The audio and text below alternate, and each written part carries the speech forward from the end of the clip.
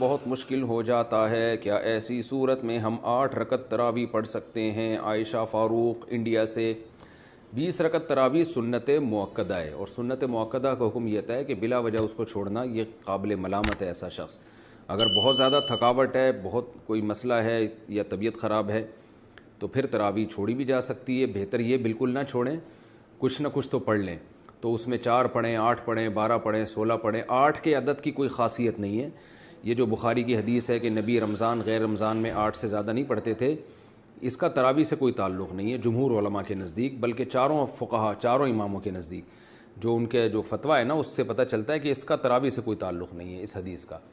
اور یہ حدیث بخاری ہی کی دوسری حدیث کے خلاف بھی ہے۔ دوسری حدیث میں بخاری میں آتا ہے کان یزید فی رمضان ما لا یزید فی غیرہ، نبی رمضان میں عام دنوں سے زیادہ عبادت کرتے تھے، تو اس سے پتہ چلتا ہے کہ رمضان میں آپ کی جو نماز ہے وہ 8 رکعتوں سے زیادہ ہوتی تھی۔ تو بخاری کی ایک حدیث کو لیتے ہیں، دوسری صحیح حدیث کا انکار کر دیتے ہیں، یہ کیسی بات ہوئی؟ تو اس لیے 8 کے عدد کی کوئی خاصیت نہیں ہے تراویح میں۔ ہاں سنت مؤکدہ ہے تو اس میں مشکل ہو رہی ہے، کوئی واقعی تھکاوٹ ہے تو جتنی چاہیں پڑھ لیں، اللہ جتنی توفیق دے۔ 8 پڑھ لیں، 4 پڑھ لیں، 6 پڑھ لیں، 12 پڑھ لیں، جتنی زیادہ پڑھیں گے اتنا زیادہ ثواب ملے گا، لیکن نارملی 20 رکعت کا معمول بنانا چاہیے۔ اچھا، یہ 8 رکعت میں یہ بھی ہے کہ اگر تراویح آپ کے لیے کھڑے ہو کر پڑھنا مشکل ہو رہا ہے تو بیٹھ کے بھی پڑھی جا سکتی ہے۔ تھکاوٹ زیادہ ہے تو بیٹھ کے پڑھ لیں، آپ تو 20 پوری کر لیں لیکن بیٹھ کے کر لیں تو یہ بھی بہتر ہے۔ ثنا شیخ انڈیا سے، کیا خواتین کے لیے بھی تراویح پڑھنا واجب ہے؟ نہ پڑھنے پر گناہ ہوگا؟ گھر میں کیسے پڑھیں؟ طریقہ بھی بتائیں۔ یہ پچھلے ایپیسوڈ میں بھی سوال پوچھا تھا کسی نے۔ دیکھیں، واجب تو تراویح نہ مردوں کے لیے ہے نہ خواتین کے لیے۔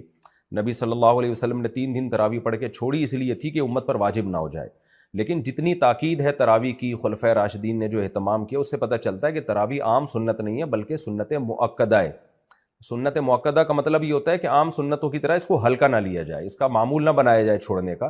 کبھی طبیعت خراب ہے یا تھکاوٹ ہے یا کبھی ویسا ہی ناغہ کر دے تو ٹھیک ہے، اس میں کوئی حرج نہیں، لیکن پابندی کرنی چاہیے۔ عام سنتوں جیسا معاملہ نہیں ہے سنت مؤکدہ۔ جیسے فجر کی 2 سنتیں سنت مؤکدہ ہیں نا، تو ظہر سے پہلے کی 4 سنتیں سنت مؤکدہ ہیں، ظہر کے بعد کی 2 سنتیں سنت مؤکدہ ہیں۔ تو یہ جو سنت مؤکدہ ہوتی ہے یہ تاکید والی ہوتی ہے، اس کو عام سنتوں کی طرح ہلکا نہیں لیا جا سکتا۔ جماعت سے پڑھنا بہرحال سنت مؤکدہ نہیں ہے، جماعت سے پڑھنا افضل ہے، تو انفرادی بھی پڑھی جا سکتی ہے، اور خواتین کے لیے تو گھر میں پڑھنا وہ مسجد میں پڑھنے سے بہرحال زیادہ بہتر ہے۔